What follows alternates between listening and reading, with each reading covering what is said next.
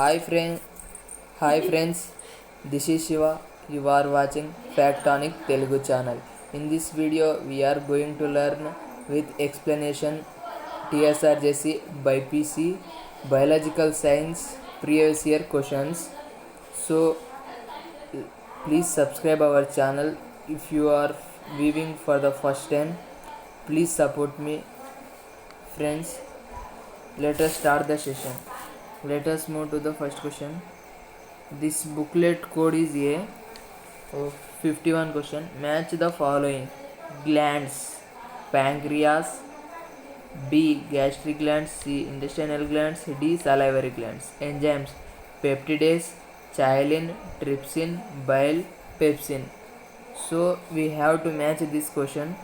If we see in Telugu, జతపరచుట, గ్రంథులు, క్లోమం, జఠర గ్రంథులు, ఆంత్ర గ్రంథులు, లాలాజల గ్రంథులు. ఎంజైమ్లు: పెప్టైడ్లు, టైలిన్, ట్రిప్సిన్, పైథెరసం, pepsin. If you observe this question carefully, the answer is A3B5. Third option is right. If we see the question once, A. pancreas produces trypsin enzyme, gastric glands produces pepsin enzyme, and intestinal glands liver produces bile juice, salivary glands produces chialin, salivary amylase, which is also known as chialin. This is the right answer. So the third option is right. If we see in Telugu, క్లోమం trypsin అనే ఎంజైమ్ని విడుదల చేస్తుంది. జఠర గ్రంథులు pepsin అనే ఎంజైమ్ని విడుదల చేస్తాయి. ఆంత్ర గ్రంథులు పైథెరసాన్ని విడుదల చేస్తాయి. లాలాజల గ్రంథులు టైలిన్, సలైవరీ అమైలేస్. లాలాజల గ్రంథులలో సలైవరీ అమైలేస్లో chialin అనే ఎంజైమ్ ఉంటుంది లాలాజల గ్రంథులు. Let us move to the second question. Identify the product of biosynthetic phase of photosynthesis. Biosynthetic phase of photosynthesis. If you observe this question carefully, option A oxygen, option B 2 ATP, 3 NADPH, 4 glucose. If you observe this question carefully, the answer is oxygen. Which is also known as Hill's reaction, because this is the oxygen is the end product of biosynthetic phase, because ATP NADPH are assimilatory powers, but they are not an end products. They are used or they are reduced to glucose, so they are not end products. I hope you understand. Let us see the explanation in Telugu. కిరణజన్య సమయక్రియలోని జీవ సంశ్లేషక దశ యొక్క ఉత్పన్నాన్ని గుర్తించండి. 1 oxygen, 2 ATP, 3 NADPH, 4 glucose. Answer is oxygen is the right. Oxygen మనకు correct. ఎందుకంటే ATP NADPH అసిమిలేటరీ శక్తులు, కానీ ఇవి మాత్రం సంశ్లేషక దశ యొక్క ఉత్పన్నాన్ని, ఇవి పూర్తిగా సంపూర్ణంగా అయిన ప్రోడక్ట్స్ కావు. ఇవి పూర్తిగా కంప్లీట్ కాలేవు, ఎందుకంటే ఇవి రెండింటిని ఉపయోగించుకొని గ్లూకోజ్ అనే పదార్థం తయారవుతుంది. కాబట్టి ఇవి రెండు పూర్తిగా తయారైన పదార్థాలు కావు. అసంపూర్ణంగా ఉన్నాయి ఇవి. సో ద ఆప్షన్ 1 ఆక్సిజన్ మనకు right. Let us move to the next question. The total amount of energy stored in ATP molecule, in each ATP molecule. Adenosine triphosphate. In adenosine triphosphate, how much amount of energy is stored? The ATP currency, what is that value? Option A 7.2 kcal, 72 kcal, 720 kilocalories, 7200 kilocalories. The option 4 is the right answer. 7200 kilocalories is the right answer. If we observe, ప్రతి ATP అణువులో నిల్వ ఉండే మొత్తం శక్తి 7200 kilo క్యాలరీలు. Option 4 మనకు right answer.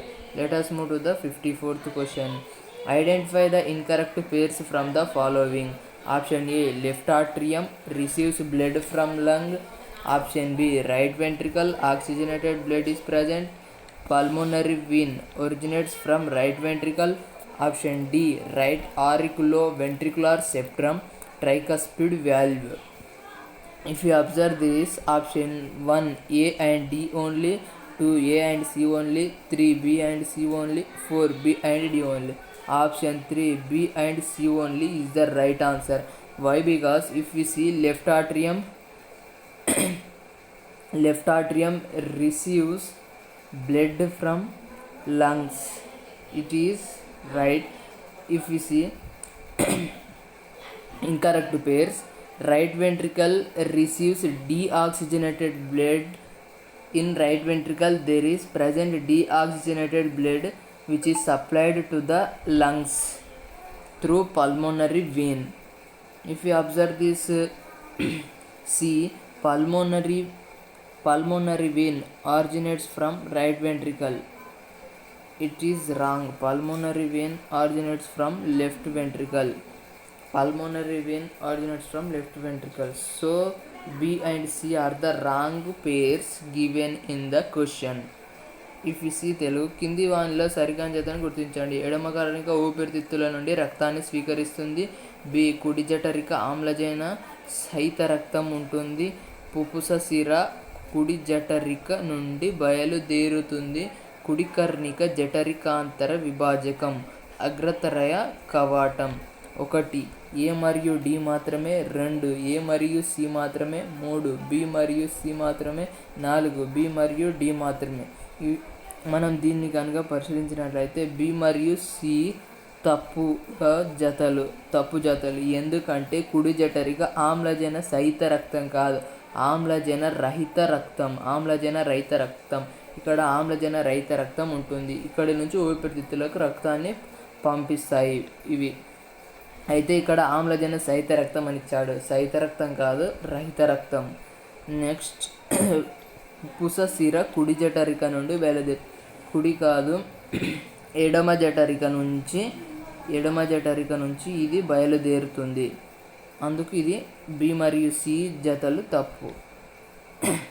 The substance which converts fibrinogen into fibrin is 1 thrombin, 1 prothrombin, 2 thrombin, 3 thrombokinase, 4 enterokinase. If we observe this question carefully, thrombin is the right answer. Why? Because prothrombin converts the thrombokinase into thrombin. Prothrombin converts this thrombokinase into thrombin. So enterokinase is the enzyme that acts on thrombin. So the answer is thrombin is right. In Telugu, ఫైబ్రినోజన్ని ఫైబ్రిన్గా మార్చే పదార్థం prothrombin, thrombin, thrombokinase, ఎంటిరోకైనేజ్. ఫైబ్రినోజన్ని ఫైబ్రిన్గా మార్చే పదార్థం thrombin.